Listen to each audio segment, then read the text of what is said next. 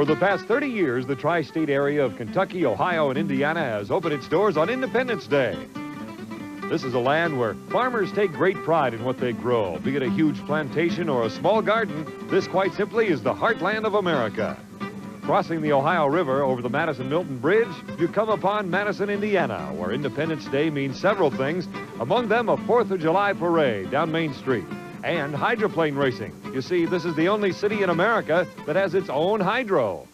Hello, everybody. I'm Don Poyer, and the man who drives that boat that is based here in Madison is Ron Snyder. And you're getting to be quite a celebrity. You were Grand Marshal of the parade on Friday night. Isn't that neat? Yeah. I hope it doesn't mean I'm too old. Only old people are Grand Marshals, is that it? Well, that's all I've heard of it, except Scooby-Doo was the Grand Marshal down here one year. Maybe they'll compare me with him. What about this race? You do your testing here, the boat is based here, you're from Ohio, but this is like your second home. It's got to be a special one for you. Oh, it is. And, you know, in the years past, since I've been driving a boat, we haven't done with a darn down here. You know, something always going wrong. And this year, we finally got it race ready, we feel, and now we can't get on the river. Everything's happening out here. We may not even get this race over here with today. We have a bit of a delay because of the level of the river and a little debris coming down, but we'll be going real soon. Another Madison driver and a Madison-based boat is down in the pits with Jim Hendrick right now. Jim? Well, Don, this boat from Madison, Indiana, has been improving every year, every race. And so far, Todd, 120-plus mile-an-hour qualifying, you're getting it loose. Yeah, it's starting to get up and fly down these long straightaways. This is the first chance we had to find out what's going on. So we've made several changes to the boat, and we're anxious to get out here and do some boat racing. All right, now you say flying down the chute, and I did see you fly. You're awful loose. Isn't that dangerous? Yes, it is. It can get really dangerous. If you don't really watch it, the boat will go ahead and act like an airplane and want to fly over backwards on me. Well, we've got a lot of action coming. Right now, here's Don Poyer with all the combatants for Heat 1A. Don? All right, Jim, we've got an 8-boat field. Let's take a look at the lineup for Heat 1A. First of all, Ron Snyder in the host boat, the Hulset Miss Madison, the only piston engine in this particular heat. Then comes Scott Pierce and the Mr. Pringles. Steve Reynolds and the Cellular One, the U-10, qualifying at just over 135. And finally, the undefeated boat for 1987, the Miss Budweiser, the defending national champion with Jim Kropfeld. So, Jim, there's the rundown for 1A. What have you got in 1B? Well, Don, for the second week in a row, the Miller American got a big break in the draw. Jerry Hopp drives the Thor Racing Special. Mitch Evans in the Pepsi America's Choice. That boat, of course, is out of Madison, Indiana. Likewise, another hometown boat is Risley's Audio Video, to be driven by Todd Yarling. And the only turbine in the fleet for 1B, the Miller American, driven by Chip Hanauer. So we have competition. I'm excited. The course looks fast, and let's get to work, Don. Well, Jim, we'd love to. First it was high water, then it was debris, and now the Coast Guard, one of its vessels, is out of position, and we can't race until it is in position. Needless to say, everybody up in the tower is unhappy. This is a first.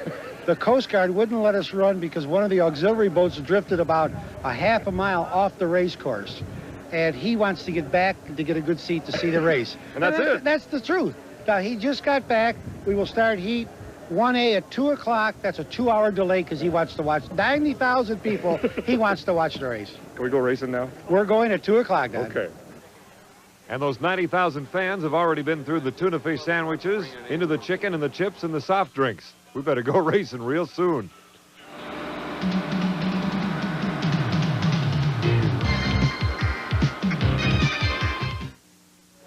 You're looking at the top of the canopy in the Miss Budweiser. Driver Jim Kropfeld is putting up a map which will help him showing landmarks, and it'll help him in his starts for the race. Jim, what you doing? Well, I have my little map of the race course so I don't get lost. Yeah, big race course here, so we don't know where to go. A lot of fog out there. Timing? These are my timing runs. I really didn't get to make any over the weekend, so I was up on top of the truck and I timed Ron and Chip this morning, and I guess I'm going to use their timing runs. I hope they did some good ones. So he'll rely on his competitors for his start. We'll see if it works. Here's Scott Pierce of the Mr. Pringles, strapping it on, getting ready to go racing, radio inside his helmet. Steve Reynolds with the cool suit hood on to keep him cool while racing out here in these 90-degree temperatures. Hey, Jimmy, you're clear to go. That's Ron Brown, the crew chief of the Miss Budweiser, telling Jim Kropfeld it's time to go racing. So out he goes, and here's Ron Snyder of the Hulset Miss Madison. Looking at the drivers in Heat 1A, first of all, Ron Snyder and the wholesome Miss Madison in the U6. Scott Pierce, again out of Seattle in the Northwest, in the Mr. Pringles, the turbine-powered boat. Steve Reynolds, likewise in the turbine boat. And finally, the defending world champion, Jim Kropfel, out of Cincinnati, about an hour and a half away. In the national points race, after just 2 races, Miss Budweiser with a commanding lead. Grizzlies in second place, performing well. The other turbine boats back quite a ways so far. So 4 boats in Heat 1A as they come under the Milton-Madison Bridge. 3 turbine-powered boats and 1 piston-powered boat, that being the wholesome Miss Madison. All the boats behind the gun as it sounds. They're all well behind the starting line, and so now it is a race into the first turn. The Budweiser in lane number 2. Behind its rooster tail is the Cellular 1 in lane number 1 as Steve Reynolds gets bounced around pretty well. Here is the key. This is where the Miss Budweiser ran away from the field in Evansville, Indiana. Coming out of the first turn and going down the back chute. Cellular 1 staying with the Budweiser pretty well as they go down those long straightaways here on this 2.5-mile course. Very tight turns, very long straightaways, a lot of waves, a lot of treacherous spots on this course as they go under the bridge and now into the first turn. The Budweiser, which has yet to lose a heat or a race in 1987. Jim Kropfel coming around the turn in lane number 1. Back a ways now is the Cellular 1 and Steve Reynolds out of Seattle. Budweiser, first place, coming down the main straightaway, completing this first lap. Remember, we have only 3 laps in the preliminary heats. 3 laps, but 3 flights of heat, and then a regular 5-lap final. Speed for the Budweiser here in lap number 1, 137.2 miles per hour, the old record for a competition lap here at Madison, 130, and that is right where Steve Reynolds was in the Cellular 1. That gives you some idea of the speed of this Budweiser. Reynolds ties the all-time mark for a competition lap, and the Budweiser is in first place at 137. Incredible, the speed of this boat. Second place, Cellular 1 and Steve Reynolds. Third place, the Mr. Pringles and Scotty Pierce in only its second race of 1987, the new turbine Mr. Pringles. There is the perspective shot, the lead for the Budweiser. The rooster tail off the skid fin now as the Bud comes around the apex buoy, heading down the straightaway to complete lap number 2.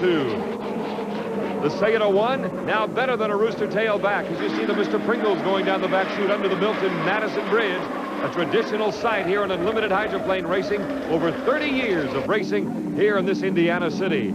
On the border of Kentucky, you see the Kentucky side as you look across the river from where we are. The Budweiser and Jim Kropfel. Speed on lap number 2, 129.4, just under the old record. He set a new competition lap record on a 2.5-mile course here at Madison on lap number 1 at 137.2 miles per hour. Steve Reynolds tied it, so that gives you some idea of the speeds that these boats are hitting here in the 1987 season. Lap number 3 for Kropfel and the Budweiser. All the drivers here leery of these long straightaways. You see the turbulence, the choppiness in these turns. The first turn by far the worst, especially if you come out of the turn and go down the back chute. Very tough. But now the Budweiser in control with Reynolds accepting second place here in the first preliminary heat of the day.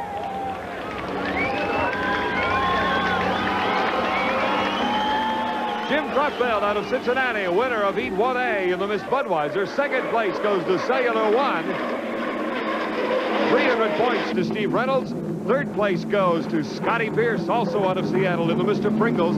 They just keep getting better every heat and every race. And as I said, this is only their second trip to the races in 1987 with that new power plant. Third place to Mr. Pringles. And in fourth place, Ron Snyder driving the host boat. Holson Miss Madison coming in fourth place. Incidentally, the Miss Budweiser set a new qualifying record here at Madison as well at 141 miles per hour and gets the victory here. Down to the pits with Jim Hendrick.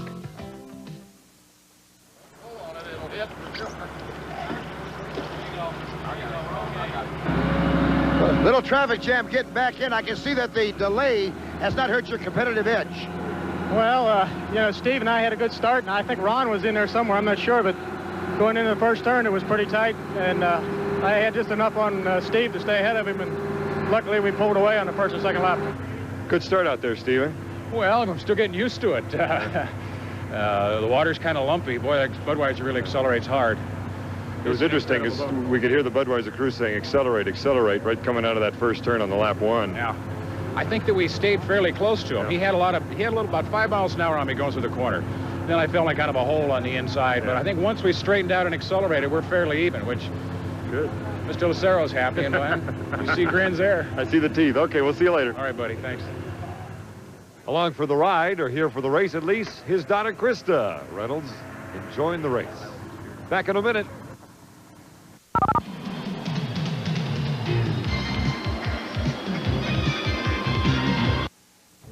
The Miller American heading out for Heat 1B. And the turbocharged Allison power of the Rizzlies as it heads out onto this 2.5-mile course. And Jerry Hopp out of Seattle. There's Jerry now, driving for Al Thorson, the owner of the U7 Thor Racing. Followed by Mitch Evans, as I said, is the son of Norm Evans, also a driver back in the 50s and 60s. Todd Yarling from just down the road in Hanover, hoping to do well in front of the hometown fans. And Chip Hanauer, headed up on the Miller American team by John Walters.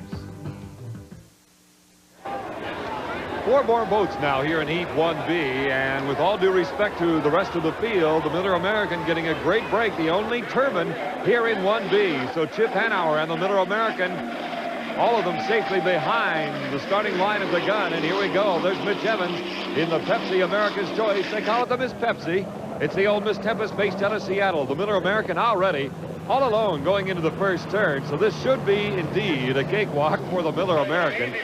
Chip Hanauer out of Seattle going down that back chute. It's always very treacherous in that area, but with a lack of traffic right now, Chip getting what he needs, and that's plenty of open water. Second place is Jerry Hopp and the Thor Racing. The fourth place boat is the U-22, the Rizzlies audio video. Todd Yarling out of Hanover, Indiana, just a few miles up the road. They want to compete so well here in front of their hometown fans, but there's something wrong with the engine, and that is a shame because they ran so well in Miami and in Evansville, Indiana last week. Here comes the Miller American coming around the second turn to complete lap number 1 under the Madison Milton Bridge.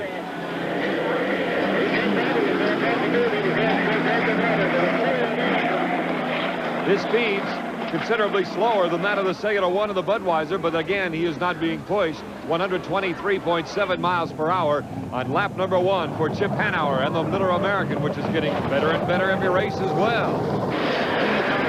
Second place is Thor Racing with Jerry Hopp, and would be 300 points for him if he can complete 2 more laps. Down the back chute, the Miller American.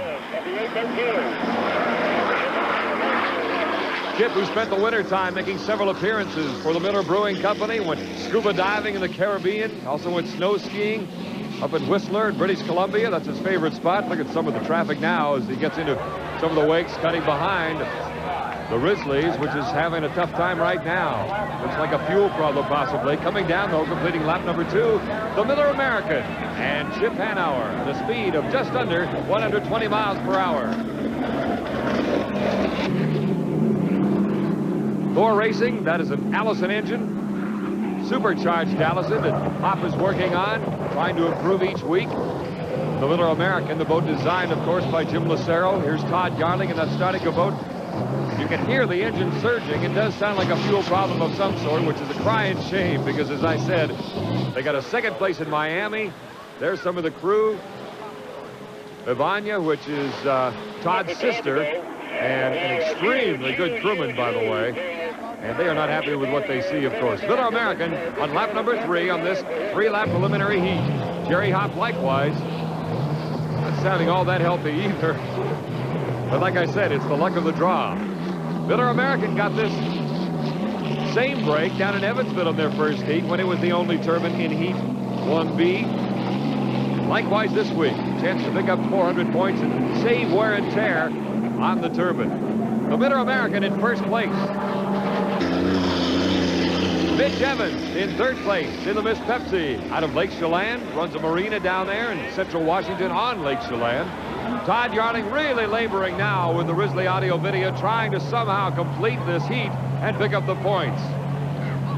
Chip Hanauer lapping the field in the Miller American, which comes as no surprise. Hanauer, the national champion in the Miller American back in 1985. Then Jim Kropfeld in the Budweiser won it last year. And These two have been exchanging speed records, course records for the last couple of years, back and forth. But on this heat 1B, it is all Miller American, and 400 points go to Chip Hanauer in this first preliminary heat for the Miller. So the Miller American, which was a winner here last year, picks up 400 points. Then Thor Racing, Pepsi America's Choice, the Rizzleys, failing to finish. Down to the pits. Chip, how about the water conditions out there? And that number 2 corner looked like it was kind of rough for you. Well, I don't think the water's so bad. I don't think we've got a very good setup here. We just can't seem to get the boat to handle. Well, now, you've had that problem in the past, but you've already corrected it. Now, you had some pretty top qualifying speeds.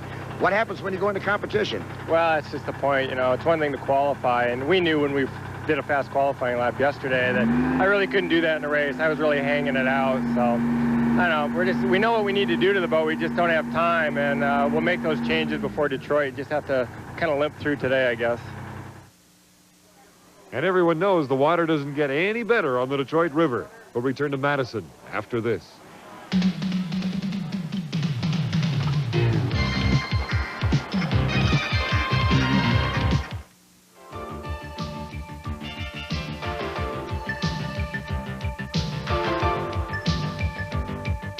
This is the Continental High Performance Corner. A closer look at the fastest race boats in the world. The search is never ending for increased power and unlimited hydroplane racing as the boats search for more and more power in different ways to attain their goals. Now, the turbine engine, like the Miller American, the Budweiser, also the cellular one, we know what a turbine is. Do you know what a turbocharged engine is? Well, in most, it's been iffy in unlimited hydroplane racing until Holset joined the Miss Madison team. They've been very successful with turbocharged automobiles and car racing, and now they're proving it on the oval tracks of the Unlimiteds today. Now let's meet Charlie Grooms, the crew chief of the Holset Miss Madison. And Charlie, this is a cutaway version of your turbocharger, right? That's right, Jim. Now, exactly how does it work? What is the main principle? The principle, Jim, is that more air and more fuel, the more that you can get to the motor, makes more horsepower. And what we've done with the help of Holset and their engineers is they've developed the turbocharger. What we've done is just adapt it to our engine to get more fuel and more air to make more horsepower. So in essence, what you're saying is you're burning your own exhaust and increasing horsepower that way. Yeah, Jim, what we're doing, instead of letting the exhaust just completely go out into the air, I'm taking it and recapturing it here inside this exhaust side of the turbocharger. That in turn spins this blade here. On the opposite side of that, I have an intake side of the turbocharger that sucks air in, fresh air from the outside. What I do with that, this blade spins, sucks the air in, and I ram that into the manifold over top of the fuel, and combination thereof increases horsepower. Thank you, Charlie. Let's go racing. Thanks, Jim. Welcome back to Madison. I want to interrupt for just a moment. These two have been working together for a long time, since last winter. I don't want to say teacher and pupil. That's not correct because you've driven a long time, but the two of you have worked very closely this year. You went to driving school, things like that. How's your relationship going? Steve first. Oh, I can't tell you how comfortable I am with it. I mean, and Jim is making me think. He's making me realize things that I never approached before. I think it's just a very practical approach, really. And our basic format is to what did we do wrong? Where can we improve? How can we improve? He's a good teacher. Jim? I don't know if you could call me a teacher or not, but I really enjoy working with Steve because he pays attention. You know, a lot of people, a lot of drivers especially, will let their ego get in the way of listening to a crew chief basically analyze what they're doing out on the race course. But Steve and I have developed, I think, a really good relationship, and where we can communicate well. I can sometimes see some things from the shore that he can't necessarily see what's going on the race boat because so many things are happening to him so fast, and vice versa. He can help me with the race boat in things that I can't really tell from the shore, and I really like the communication. In other words, the communication is vital, and you've got it. Oh, yeah. Absolutely essential. Something equally essential is a healthy engine, and the Rizzleys team is doing something about that. As you see, they are taking out another engine and putting in a new turbocharged Allison engine. They went to fuel injection just this year after examining the entire operation and decided that was the direction to go, but they're a little frustrated today. Todd, you've had a break in terms of getting into 2B instead of 2A. Time to make the engine change? Oh, yeah, we'll have plenty of time for that. You know, it's a typical hometown race. If anything can go wrong, it will, and it has. Now, it's got to be frustrating because this is it. This is homecoming. Yeah, it is. We were really up for this race, really really looking to do good and qualified nice and fast, and we'll get it together here. In a nutshell, what was wrong? I had acted like there were some fuel injection problems. I just was running out of fuel. So Murphy's Law seems to be striking the Risley camp, but we got a long day ahead of us yet. We'll return in just a moment in Madison, Indiana. Okay, we'll get it out of there. Get the battery. We are back in Madison, Indiana on a very hot, humid day. Nitrous bottles being added to the Thor racing boat for this man, Jerry Hopp, the driver, hopefully to get more speed, more acceleration out of the turns. This man needs all the power he can get too, that being Ron Snyder, and the Budweiser with Jim Kropfeld for two-way. Here we go with E2-way. The Budweiser already with 400 points to its credit, way back as Ron Snyder's right on the button for the start of two-way.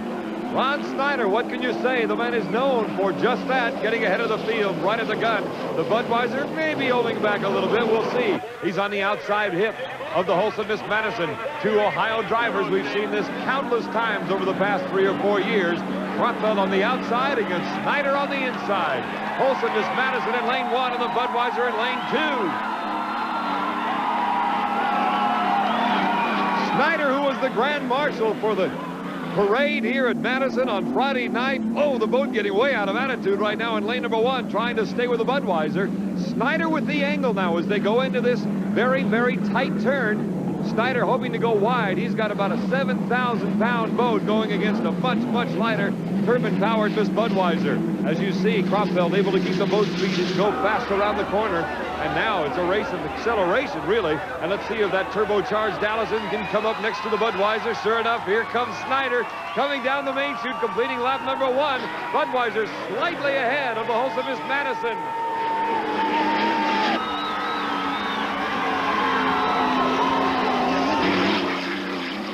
Third place is the Miss Pepsi with Mitch Evans, but here's your battle for first and second. The conventional boat, the Holson Miss Madison. Proud piece of property for this entire city. And as you see, the Budweiser crew talking to Jim Kropfeld, who now is swung wide and now moved into first place.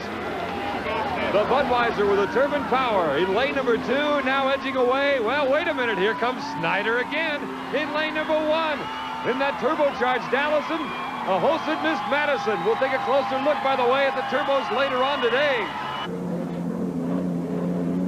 Under the bridge, and again, these two who are very good friends, they love to go at each other, have a lot of fun on the race course, going deck to deck, and you're seeing it again here as the Holson Miss Madison, Snyder trying to hug the buoys, the senior driver on this circuit, and Kropfeld about a year behind him. Ooh, you can see Kropfeld wanting to go in a little tighter, and Ron Snyder saying, not yet. Look at this, the Budweiser going way outside the bridge support, coming down the main chute, with Snyder again tiptoeing on those sponsons with the Budweiser in first place after 2 laps. The crowd here, of course, they always support the Miss Madison and the Risley Audio Video owned by Jim Saddam. There's Bernie Little of the Budweiser and, of course, the Holson crew watching the battle go on as now Kropfeld slowly beginning to extend that lead over the Holson Miss Madison. 25 years of experience, Jim Kropfeld, and he is in the lead. Mitch Evans, the second generation in the Evans family racing. His father, Norm Evans, drove back in the 50s and 60s, and now Mitch has followed that tradition. Second place is Ron Snyder, after a 7-year courtship, recently got married, and now lives in New Bremen, Ohio. And Kropfeld again, been voted into the APBA Hall of Champions more than any other driver. Jim Kropfeld, the defending world champion of the Miss Budweiser, coming around the second turn on lap number 3. Taking it easy on his equipment. He knows he has many more challenges before this one is over. He will have a 3rd preliminary heat and then go into the final. In second place is Ron Snyder, accepting second and the 300 points, which should get him into the final. Coming down the main chute, and we'll go under the Milton-Madison Bridge one more time. Jim Kropfeld in first place, the winner of Heat 2A. Second place, Snyder, the Holson Miss Madison. So get out your scorebooks. The Budweiser with a perfect day, 800 for the afternoon. Then the Miss Madison and Miss Pepsi and Thor Racing. Now down with Jim Hendrick. A familiar face and a happy one. As far as the Budweiser racing team, this is August Busch, the 4th of Anheuser-Busch. You have to be ecstatic. I'm loving every minute of it, Uncle. Fantastic. You call out, Way to go, isn't it, Jim? He calls Bernie little uncle. That's right. That's since this high. My favorite uncle, too. I love him.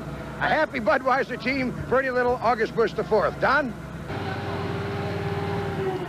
Every time you Ohio guys get together, the same thing happens. That was a nice run out there. Well, it could have been a little nicer, but we still can't get this boat around the corners for some reason. And yeah, with Jimmy and I was going to make a little show out of it, but... Well, the problem being you got long straightaways and really tight turns here. Oh, yeah, but shoot, we ought to be able to get around there quicker than what we're doing it. Meanwhile, class continues at the Cellular One camp. Jim Lucero and Steve Reynolds talking it over. And a bit of time now for the camps to get it together before the next race. Time for our Mercury update.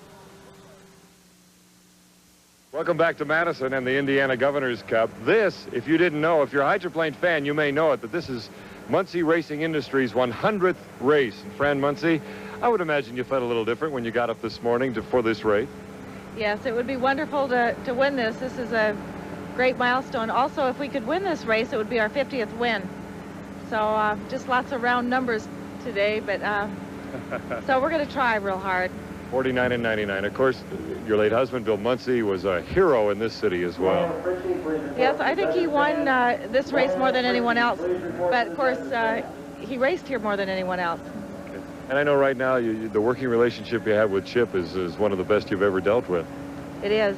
He's one of the finest persons I've ever known. We have a great team, and...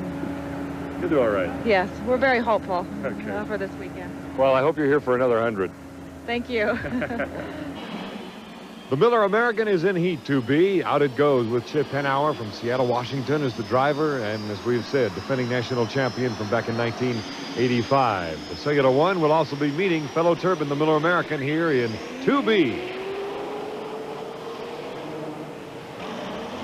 And the Rizzlies with Todd Yarling with a new engine. 3 turbine engines against a piston engine in this, the second heat of the second flight. We'll have 2 more preliminary heats and then the final here in Madison, Indiana. The Cellular One, the Rizzlies, Mr. Pringles and Miller American as they come down for the start under the Madison-Milton Bridge. Better than 100,000 fans here, either on boats or on the shore. There's the gun. All the boats are safe. Cellular One with a great start. Coming into the main straightaway, down into the first turn. In the lead is the Cellular One. In second place is the Miller American, but Chip Henauer with good positioning on the inside. Let's see how they shake it down now as they come out of the first turn and down that tough area there, just coming out of the turn and into the straightaway. Cellular One, it appears in first place. Mr. Pringle's going dead in the water, but Scotty Pierce kept it alive. And now you see the Cellular One beginning to run away from the field. Steve Reynolds hoping to get his first heat victory here in Madison. Second place, the Miller American, as they accelerate down the back chute, hitting speeds of up to 170, 180. That's about where Reynolds is right now as he goes under the bridge and sets up for that second turn. This turn a little bit better than that first one, not quite as bumpy. As he comes around hugging the buoys, the skid fin digging it in, and he'll come down to complete lap number 1. Reynolds in the Cellular One in first place. Better than a rooster tail lead now for the Miller American. Check that for the Cellular One as Miller is in second place. Chip Henauer, the Miller American. That boat getting better as well. And the Rizzlies running much better than in the earlier heat when they were having fuel starvation problems. And the Mr. Pringles is going again. Scotty Pierce, as we said, in his second race of 87 behind a turbine engine, or in front in this case. Steve Woomer, the owner of the Cellular One. Fran Muncie in the lower right, the owner of the Miller American. And Muncie Racing. After lap number 2, let's get a speed on Reynolds now. He's slowed down a little bit, 123.9 miles per hour on his second lap as he rumbles into that first turn. Todd Yarling and the Rizzlies sounding much, much better. That turbocharged, fuel-injected Allison engine. The engine that won World War II, as Jack Schaefer Jr. puts it. Reynolds down the back chute. Henauer down the back chute in the Miller American. Incredibly long straightaways here in Madison down the narrow Ohio River. Into that first turn. Here on lap number 3, the Rizzlies with Todd Yarling. Ooh, getting a little light is Steve Reynolds, as you see, going into the second turn again. This has been a good heat, a good start for Reynolds, good speed. And that boat is getting better all the time as the team manager, Jim Lucero, continues to dial it in, grinding on the skid fin, grinding on propellers, setting up the riding surfaces of each sponsor for that matter. And the boat is getting dialed in. It's brand new here in 1987, as is the Budweiser and the Miller American.